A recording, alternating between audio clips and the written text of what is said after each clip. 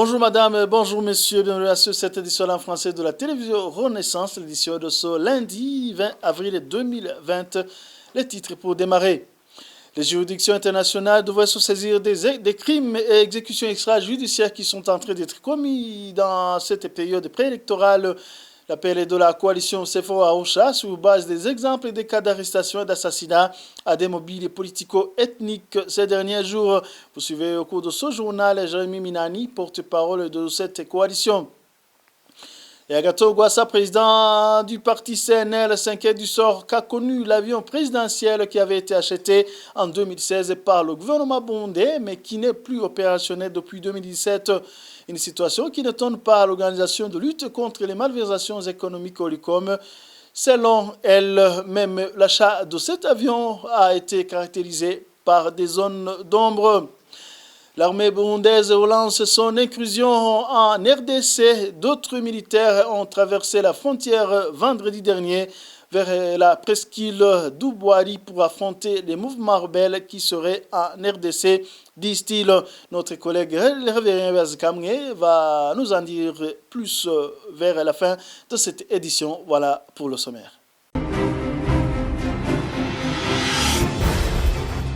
Encore une fois, bienvenue. Les assassinats extrajudiciaires et les arrestations illégales menées par des Imbonerakure et certains agents de la police et des renseignements burundais s'intensifient à l'approche des échéances électorales. Les personnes visées sont des membres des partis d'opposition. Franck Ekazé revient sur certaines de ces violations. Les arrestations les plus récentes sont celles d'Anne Sinzumousi, responsable du parti MSD en province de Bubanza, et Augustin Matata, militant du CNL. Ils ont été arrêtés à Buringa par le commissaire communal de la police à Gihanga. L'opération a été menée par le policier Eric Vinonimana, responsable de la position de la police à Buringa, avant de conduire les détenus, peu après 18h30, auprès du commissaire communal. Rémi Hakizimana, responsable de la jeunesse du CNL en commune Giharo, a été arrêté dès sa sortie de l'hôpital dans la matinée de ce dimanche. Enlevé jeudi soir, il avait été retrouvé inconscient vendredi matin avant d'être hospitalisé à Giharo. Concernant les assassinats, rappelons l'exécution mercredi de la semaine dernière de 3 hommes, Pascal Ninganza surnommé Kaburimbo, Désiré Chiza Eliazimana dans la commune Matana, province Bururi par des agents de la police, dirigés par le commissaire Tadei Birutegusa en charge de la région sud du pays.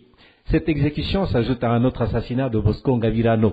La victime, membre du parti de l'opposition CNL, a été attaquée et tuée à la machette en cours de chemin vers son domicile par des Imbonerakure le 30 mars dernier en commune d'Iansoro de la province Gitega. En autre cas illustratif, il s'agit d'un homme répondant au nom de Damien Bonané et de son fils, Ézéchiel Doussabé, qui ont été attaqués et tués à la machette en commune Gambarangwe de la province Kirundo, alors qu'ils étaient sous l'escorte des Imbonerakure vers un centre de mise en quarantaine situé à Mukenge. Damien Bonané, un travailleur saisonnier, rentré en provenance de la Tanzanie. Ces Imbonerakure lui avaient fait comprendre qu'il fallait aller à Mukenge pour ne pas contaminer tout le village, comme il avait séjourné dans un pays déjà touché par le coronavirus.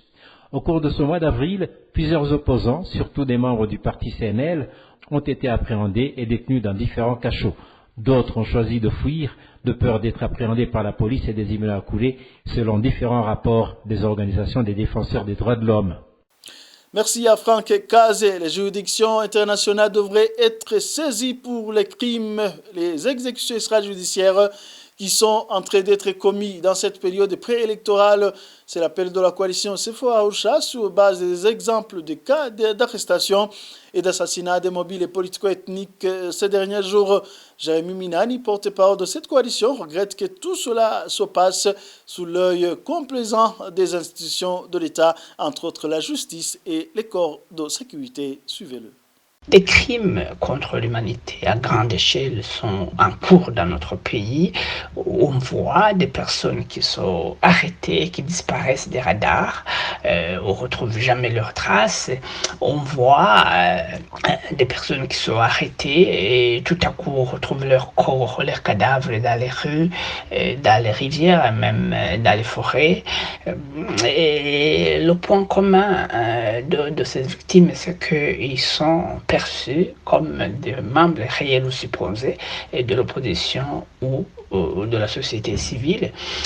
Dans certains cas, les victimes sont exécutées et précipitées à l'avant-vite dans des fosses communes préalablement creusées.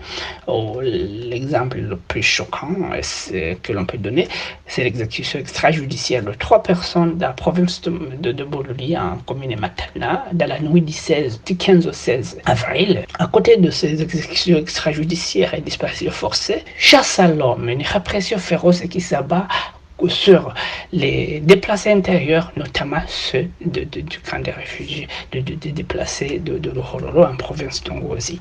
Et tout cela se passe au moment où le monde entier fait face à la pandémie du coronavirus, ce qui laisse penser que le régime burundais veut se cacher derrière ce fléau pour commettre des crimes en grande échelle, pour faire un nettoyage politico-ethnique des membres réels ou supposés de l'opposition, et que cela se passe à un mois de la mascarade électorale prévue pour le 20 mai, ce qui laisse croire, qui démontre d'ailleurs que cette mascarade électorale n'a rien de bon, parce qu'on ne peut pas organiser une élection alors qu'on est en train de commettre, de faire un nettoyage politico-ethnique.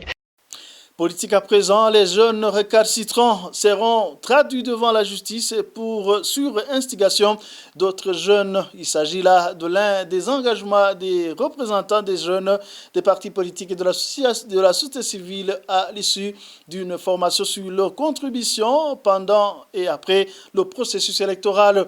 Eric Sengiumva, président de l'association de la jeunesse africaine pour le développement, indique qu'ils ont mis en place un système d'échange d'informations post-formation.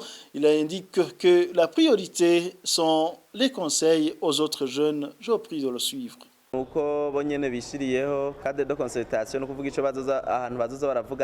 C'est qu'ils ont eux-mêmes mis sur pied un cadre de concertation à travers lequel ils vont continuer à échanger. Ils ont créé un groupe WhatsApp.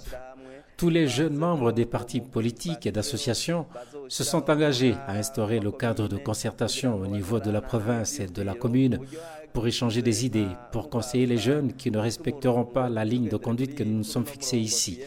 Et si nécessaire, se rendre sur les lieux.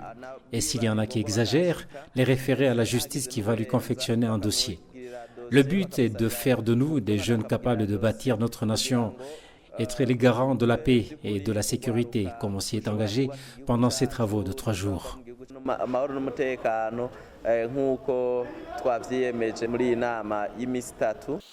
Bonne gouvernance à présent. L'avion présidentiel qui avait été acheté en 2016 par le gouvernement du Burundi n'est plus visible depuis début 2017.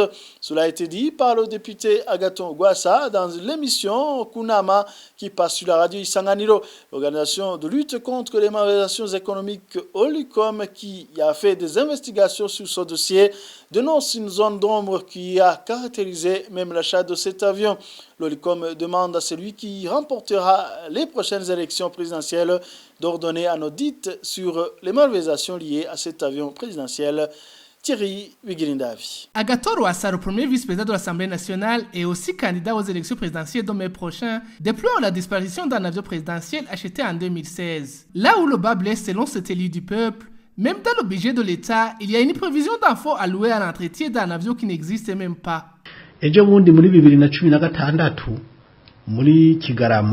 Dernièrement, en 2016, au mois de décembre, nous avons entendu qu'un autre avion avait été acheté. Moi, je l'ai même vu à l'aéroport de Bujumbura. Mais personne n'est au courant d'où est passé cet avion depuis le mois de mars 2017. L'année dernière, lors de la séance d'analyse du budget de l'État, il y avait une somme de 500 000 allouée à l'entretien de l'avion présidentiel. J'ai demandé au ministre qui avait représenté le gouvernement, est-ce que cet avion qu'on ne voit pas existe-t-il vraiment ? Il m'a répondu que l'avion existe et que cette somme, c'est pour son entretien. Mais jusqu'aujourd'hui, je ne sais pas si cet avion est revenu au Burundi.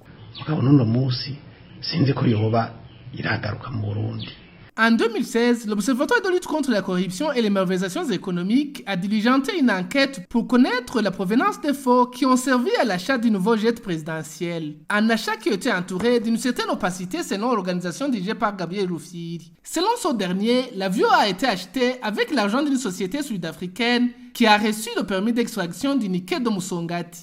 L'Olicom dénonce aussi qu'une somme de 8 millions de dollars américains a été décaissée par l'État pour acheter cet avion présidentiel. Pour qu'il y ait le marché de gisement du nickel de Musongati, parmi les négociations figurait un avion qui pouvait transporter au moins 14 personnes. C'est pour cette raison que, à ce moment, l'Olicom Kaila a eu des informations. Nous avons essayé à mettre prise à dénoncer à travers les documents officiels qu'on a envoyés aux autorités. Mais là où c'est devenu un peu grave, il y a eu une décision de retirer sur le compte d'Amisom qui se trouvait à la BRB un montant de 8 milliards 500 millions pour l'achat de l'avion que nous sommes en train de parler. Mais c'était une partie donc de l'achat de cet appareil. Il faut que ceux qui sont en train de tout faire pour diriger le Burundi, première chose, il faut un audit international sur ce dossier, bien évidemment. Ce jet présidentiel avait été acheté après la vente dans des circonstances opaques d'un autre avion présidentiel Falcon 50 en 2006. Le ministre de la Communication d'alors, Kalenga Ramadani, avait répondu à tout ce qui demandait des éclaircissements que le gouvernement légitime, élu par le peuple, avait même le droit de donner gratuitement cet avion. Merci également Thierry Bigilindavi. L'armée burundaise relance son incursion en RDC.